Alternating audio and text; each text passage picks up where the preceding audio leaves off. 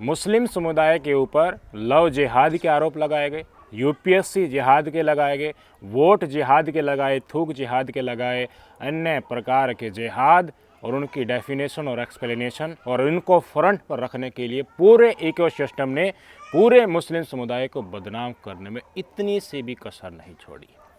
धीरे धीरे देश की जनता के सामने तस्वीरें आती गई। जो आरोप मुस्लिम समुदाय के व्यक्तियों के ऊपर लगाए गए थे उनको और ज़्यादा वास्ट करने के लिए, पूरे देश की जनता को एक साथ बताने के लिए पिक्चरें बनाई गई। केरला स्टोरी जैसे पिक्चर के माध्यम से पूरे देश की जनता को दिखाने की कोशिश की गई कि देखिए हिंदू समुदाय के लोगों को लव जिहाद के ज़रिए फंसा करके मुस्लिम कंट्रीज़ में, सीरिया जैसे कंट्रीज़ में भेजा जा रहा है और उनका शोषण किया जा रहा है। वामपंथ दलों की सरकारें जहाँ पर है, विपक्ष की सरकारें जहाँ पर हैं, वहाँ पर ऐसे ही सरेआम घटनाक्रम जिहाद वाला अंजाम दिया जा रहा है। उसके बाद गुजरात से खबरें आई, उसके बाद मध्य प्रदेश से खबरें आई। आदिवासी समाज और गरीब दलित समुदाय की महिलाएं बड़ी संख्या में गायब पाएगी, जितनी केरला में नहीं थी उससे कई गुना। देश की जनता का दिमाग ठनका कि जो आरोप मुसलमानों के ऊपर लगाए गए हैं वो तो बीजेपी शासित राज्यों में भी हो रहे हैं, और जो मुसलमानों के प्रति कहा जाता है कि ये हिंदू समुदाय की महिलाओं को लव जिहाद में फंसा करके उनका शोषण करते हैं, उनका कन्वर्जन करते हैं और अपनी जनसंख्या बढ़ा रहे हैं, वैसा अगर दूसरे समुदाय में महिलाएं गायब हो रही हैं, गरीब महिलाएं गायब हो रही हैं, आदिवासी महिलाएं गायब हो रही हैं, तो दिमाग में क्वेश्चन तो उठता है ना कि ये चीज़ें तो हर जगह हो रही हैं, फिर अकेले मुसलमानों को ही बदनाम करने के लिए केरला स्टोरी क्यों आ रही है? गुजरात फाइल्स, मध्य प्रदेश फाइल्स क्यों नहीं आ रही हैं? इसके बाद गोकसी के नाम पर, गौ माता के नाम पर तांडव किया जाता था।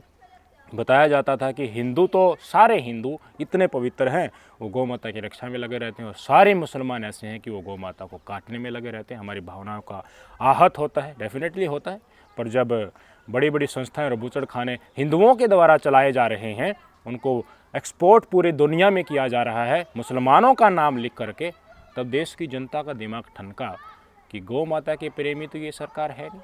भारतीय जनता पार्टी के बड़े नेता जो भाजपा के मुखिया बने हुए हैं कई प्रदेशों में, वो कहते हैं कि हम बीफ खाते हैं और मेरी पार्टी को इससे परेशानी नहीं है। ये चीज़ें सामने आई। कानपुर से घटनाक्रम सामने आया कि जो भगवादी संगठन के लोग, उन्होंने खुद में गोकशी करा दी अपने दुश्मनों को रंजिश के चलते फंसाने के लिए। लोगों के सामने चीज़ें आई कि डेयरी में जो गायें होती हैं, तो गायें तो स्त्रीलिंग और पुल्लिंग दोनों को जन्म दे देती है। जो बछड़ा होता है वो कहाँ जाता है, उसको कहाँ बेचा जाता है, उसको कहाँ छोड़ा जाता है? जहाँ पर डेयरी फार्म होते हैं भैंस के या गाय के, उसके आसपास 100 पड़े कभी कभी मिलते हैं, वो कहाँ से आते हैं? लोगों के मन में जिज्ञासा हुई कि जो आरोप मुस्लिम समुदाय के ऊपर लगाए जा रहे हैं, वैसे घटनाक्रम तो हिंदू समुदाय में भी तो होते हैं। अकेले वहीं थोड़ी ना दोषी हैं। भैंस गाय को बेच रहे हैं तो एटलीस्ट वो लास्ट में बूचड़ खाने में जाएंगे ही ना।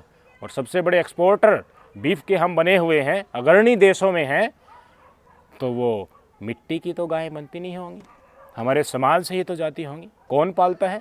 मुसलमानों से ज़्यादा तो हिंदू ही पालते हैं ना। मुसलमानों की संख्या तो कम ही है, हिंदुओं की बहुसंख्या में है, तो वहाँ से ही गाय जाती होंगी, तो अकेला मुसलमानों के ऊपर आरोप क्यों? ये सवाल लोगों के मन में उठने लगे।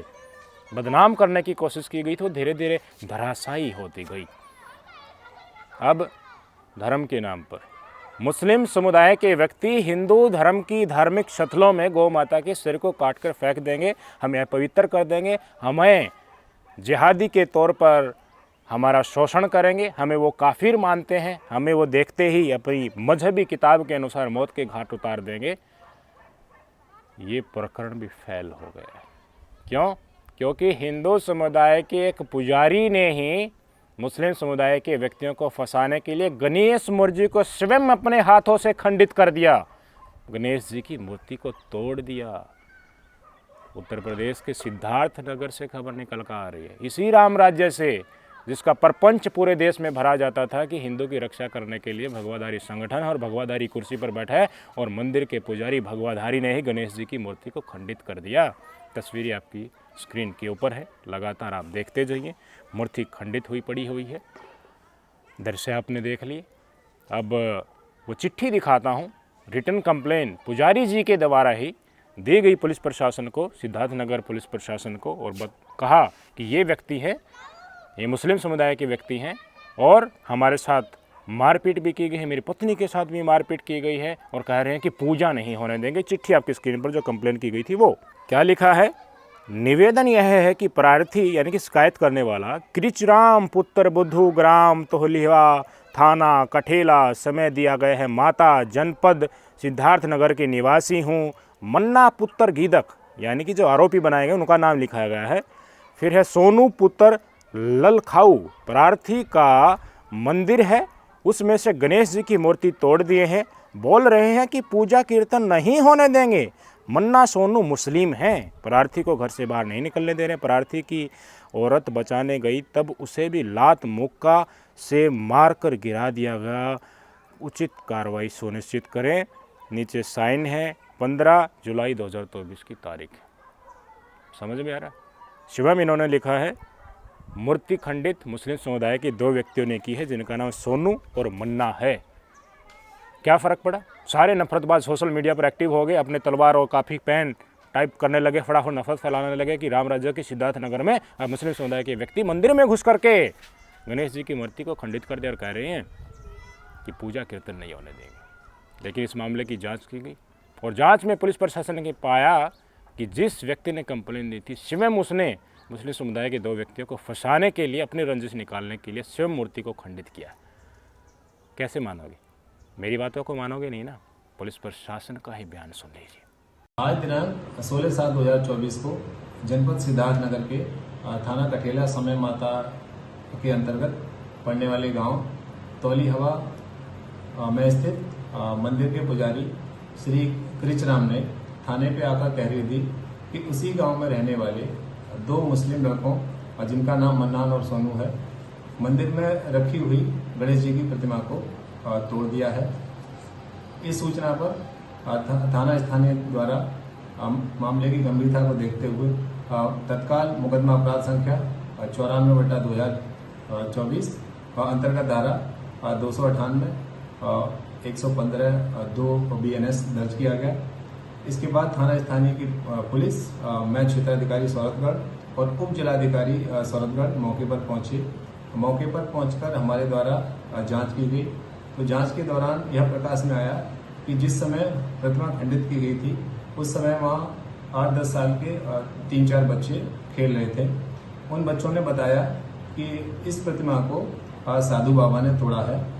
बच्चों की बात पर विश्वास करते हुए पुजारी जी से गहनता से पूछताछ की गई।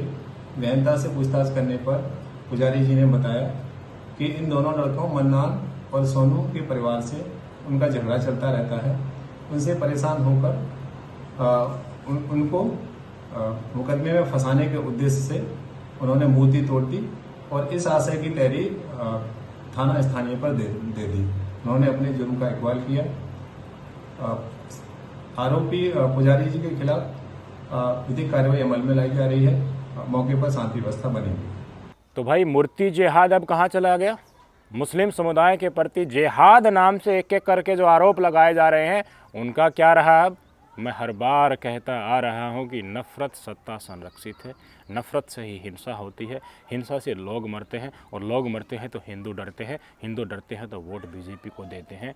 ये एक चैनल है, इस चैनल का इस्तेमाल एक सुनिश्चित तरीके से पूरे इकोसिस्टम जिसमें मीडिया भी है, सोशल मीडिया भी है, भाजपा वाले भी हैं, इनके नफरती संगठन जो समाज में बैठे हैं भगवाधारी, कोई हिंदू रक्षा दल नाम से, कोई बजरंग दल नाम से, कोई विश्व हिंदू परिषद, कोई संघ से जुड़ा हुआ लोग, ये पूरे संगठन हमारे समाज को जो जकड़े हुए हैं ये सारी इसी लाइन के ऊपर काम करते हैं। और जो जिहाद को लेकर जो आरोप लगाए जाते हैं और इसको अलग नज़रिए में दिखाया जाता है तो मूर्ति जिहाद बेनकाब हो गया। और वोट जिहाद को लेकर अब दुश्मनी आए दिन निकाली जा रही है। उत्तर प्रदेश में उपचुनाव आ रहे हैं, कावड़ यात्रा के माध्यम से नाम लिखवाया जा रहा है कि देखिए लिखिए आपके आरफ आम बेच रहे हैं, अब लिखिए कि निषाद फल बेच रहे हैं। ये इसके पीछे का कारण जानोगे तो भी आपको स्पष्ट हो जाएगा कि मुसलमानों ने वोट भारतीय जनता पार्टी को क्यों नहीं दिया। जब लोकसभा के चुनाव होने थे उसी समय पर वोटिंग होनी थी, देश के प्रधानमंत्री कहते हैं कि विपक्ष की सरकार आ गई तो भाई साहब वो माताओं बहनों के सोना चांदी की जड़ती करके ज़्यादा बच्चों वालों में बांट देंगे, घुसपैठियों में बांट देंगे, मुसलमानों में बांट देंगे। मुसलमानों को घुसपैठिया कहोगे, उन्हीं का सांसद संसद भवन के अंदर मुस्लिम समुदाय के सांसद को, जिसको चुनकर हिंदुओं और मुसलमानों और दूसरे संप्रदाय ने भेजा, उसको कटवा आतंकवादी, बाहर चल तुझे देखता हूँ, इन बातों से नवाजे और उसके ऊपर कोई एक्शन ना हो तो इस देश का मुसलमान वोट दे देगा। गुजरात में विधानसभा चुनाव होने हैं, बिल्किस बानो के बलात्कारियों को, उनकी बच्ची के हत्यारों को अच्छा आचरण का टैग लगा करके 15 अगस्त जैसे पवित्र दिन के ऊपर रिहा किया जाता है तो मुसलमान आपको वोट दे देंगे। आए दिन गोकसी के नाम पर झूठा आरोप लगा करके उनकी लिंचिंग कर दी जाती है, उनके ऊपर एक्शन नहीं होता है। नफरतबाज मुसलमानों के खिलाफ आए दिन ऐसा माहौल क्रिएट करते हैं कि पता नहीं कब दंगे हो जाए, और उनके प्रोपेगेंडा को बेनकाब किया जाता है। हम जैसे लोग उनकी मंशा को, उनके प्रोपेगेंडा को आप सबके सामने बेनकाब करके रखते हैं तो हमें जेल में ठूसा जाता है, हमारे ऊपर एक्शन लिया जाता है। तो आप एक्सपेक्ट करते हैं कि दबा कुचला अल्पसंख्यक समुदाय आपको वोट देगा। बड़ी दिक्कत हो रही है इनको, इनके भगवाधारी संगठन, और ये खुद जो सत्ता के ऊपर किसी तरीके से काबिज हो गए थे, झूठ मूठ बोल करके एक फर्जी हिंदुत्व और राष्ट्रवाद का कार्ड खेल करके अब उसकी सच्चाई पता चल रही है तो बिलबिला रहे हैं। अब मुझे बताइए, मूर्ति जिहाद से मुसलमानों को बदनाम किया जाता था, मूर्ति तोड़ दी, औरंगजेब लौट आया है, ऐसे ही और भी धार्मिक स्थल तोड़े जाएंगे। ये तो राम मंदिर को भी तोड़ देंगे। मोदी जी के बयानात थे ना, भारतीय जनता पार्टी के नेताओं के बयानात थे ना लोकसभा चुनाव के दौरान, क्या कहा था कि कांग्रेस पार्टी आ गई, इंडिया गठबंधन की सरकार आ गई तो राम मंदिर के फैसले को पलट देंगे। बताइए, योगी जी कह रहे थे कि उनकी सरकार आ गई तो वो गोकसी की छूट देंगे, मुसलमानों को और दूसरे संप्रदाय के लोग जो हैं उनको उनके अनुसार खाने की छूट देंगे, मतलब गोकसी खुली छूट देंगे। फिर भी आप प्रतीक्षा करते हो कि इस देश के मुसलमान आपको वोट देंगे। अब वोट नहीं दिया आपकी करतूतों के कारण ही, तब उनसे चुन चुन कर आप बदला ले रहे हैं। अब देखिए बेनकाब होते जा रहे हैं, सिकुड़ गए हैं नफरतबाज। आपके अंदर जो कीड़ा तो कूद रहा है, लेकिन आप कीड़ा कूदते हुए जो नफरत जो फैला रहे हैं ना, लोग उसके ऊपर विश्वास नहीं कर रहे। अब बेशक से मोदी जी और योगी जी और जितने भी धर्म के नाम पर आपकी सरकारें देश में बनी हुई हैं, चाहे महाराष्ट्र में आप ये खेल खेल लीजिए, चाहे आप उत्तराखंड में ये खेल खेल लीजिए, केदारनाथ मंदिर आप केदारनाथ जी से लेकर आप दिल्ली में स्थापित कर दीजिए। अब शंकराचार्य जी सच बोल रहे हैं, भय मुक्त माहौल बना रहे हैं, असल हिंदुत्व के देश की जनता के सामने रख रहे हैं तो बिलबिला रहे हैं। कंगना रनौत का ट्वीट देख लीजिए, उनको धर्म की शिक्षा दे रही है कंगना रनौत। ये वही महिला है जो अतीत में हमारे किसानों के ऊपर भिन्न भिन्न प्रकार की टिप्पणी कर जा चुकी है। शंकराचार्य तो धर्म का ज्ञान है, उनकी बातों को तो मानेंगे, और ये महिला उनको धर्म की शिक्षा बता रही है, धर्म के खिलाफ इनके बयानात को बता रही है। जो विश्वासघात वाला जो बयानात था, उद्धव ठाकरे के साथ विश्वासघात हुआ है, इसलिए हिंदू विश्वासघाती नहीं हो सकता। विश्वासघात जिसके साथ हुआ है वो हिंदू हो सकता है। दोबारा कुर्सी के ऊपर बैठेंगे तभी चैन मिलेगा। ये स्टेटमेंट था ना शंकराचार्य जी को, अब ये उनके स्टेटमेंट को धर्म के खिलाफ बता रही है। जिस महिला को थप्पड़ लगते ही पंजाब में अलगाववाद और आतंकवाद नज़र आ जाए, क्यों? क्योंकि थप्पड़ मारने वाली महिला कौर था, उनके नाम के पीछे वो सरनेम था जो लोग पंजाब में पाए जाते हैं, तो पूरा पंजाब अलगाववाद और आतंकवादी हो गया। और ये शंकराचार्य को धर्म की शिक्षाएं देंगी। मैं कह रहा हूँ ना, बौखला रहे हैं, मैं कह रहा हूँ ना, बिलबिला रहे हैं। नफ़रत की राजनीति सिकुड़ रही है। इनका नफ़रत के अलावा कोई भी करैक्टरिस्टिक्स हो वो मुझे बता दीजिए। धरातल के मुद्दे के ऊपर जीरो है, जीरो। और जो मैं शुरुआत में कह रहा था कि दीवा बुझने से पहले भभकता है, इसलिए भभक रहे हैं। अब शंकराचार्य को शिक्षा दे रहे हैं तो असल हिंदू जो हैं वो पहचानेंगे ना कि नागपुरी हिंदू कौन है, इनकी मंशा क्या है। शंकराचार्य को पहले भी इन्हीं जैसे लोगों ने बदनाम किया था जब वो कह रहे थे कि राम मंदिर का अधूरा निर्माण है, उसका उद्घाटन मत करो। इन्होंने ही कहा था ना शंकराचार्य जी ने कि राम मंदिर की छत टपक रही है, ये काम नहीं होना चाहिए था। इन्होंने ही कहा था ना, मोदी जी को आप लोग सच्चाई नहीं बता रहे हैं। जब वो इस दुनिया से जाएंगे तो उनसे भी पूछा जाएगा कि आपने कैसे कर्म किए, ये निर्णय आपने क्यों लिए, कुर्सी पर रहते हुए अपने धर्म का साथ क्यों दिया। इसलिए हम उन्हें असल धर्म का मार्ग दिखा रहे हैं, जो हमारा कर्तव्य है। यही शंकराचार्य है जिन्होंने कहा था कि आजकल जो राजनेता धर्म के मामले में दखलंदाजी कर रहे हैं वो बंद कर दे, हम भी राजनीति मुद्दों पर बोलना बंद कर दे। बिल्कुल सत्य ही तो है, धर्म के नाम पर ही तो इस देश में राजनीति हो रही है, और धर्म के नाम पर राजनीति न हो तो दंगे भी नहीं होंगे, हिंदू मुसलमान का झगड़ा भी नहीं होगा, ऐसी शांति भी नहीं फैलेगी, आम जीवन मुद्दों के ऊपर बहुत ही अच्छा हो जाएगा, लोकतंत्र सुचारू रूप से चलेगा। लेकिन शॉर्टकट चाहिए ना इनको, मुद्दों के ऊपर तो जनता की बातों को दबाए रखना है। अपने चंद पूंजीपतियों को इस देश का मालिक बनाना है। बार बार ट्रेन दुर्घटनाएं हो रही है।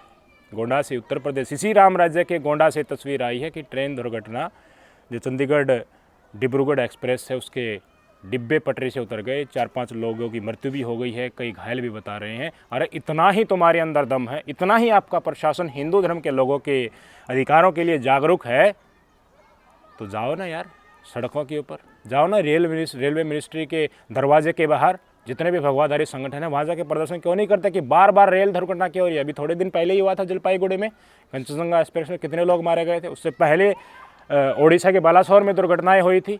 सैनिक हमारे मारे जा रहे हैं, किसान आत्महत्या कर रहे हैं, बेरोजगार सुसाइड कर रहे हैं। नौकरी दिलवाओ ना, महंगाई से निजात दिलवाओ ना, लेकिन ये काम नहीं करेंगे। ये सिर्फ हिंदू मुसलमान के दंगे करवाएंगे, वहीं तक इनकी परिधि है और उसी के ऊपर ये जमींदोज होते जा रहे हैं। आगे आने वाले उपचुनाव, राज्य विधानसभा चुनाव और लोकसभा चुनाव में देख लेना, दशकों तक राजनीतिक रूप से जीरो हो जाएंगे, गायब हो जाएंगे। और इनकी याद, इनके प्रशासन को याद करके लोग अफसोस किया करेंगे कि ऐसे लोग भी राम राज्य और इस देश की कुर्सी के ऊपर सवार थे, जो हमेशा हमको लड़ाकर अंग्रेजों की कैरेक्टरिस्टिक्स दिखाते रहते थे। नमस्कार।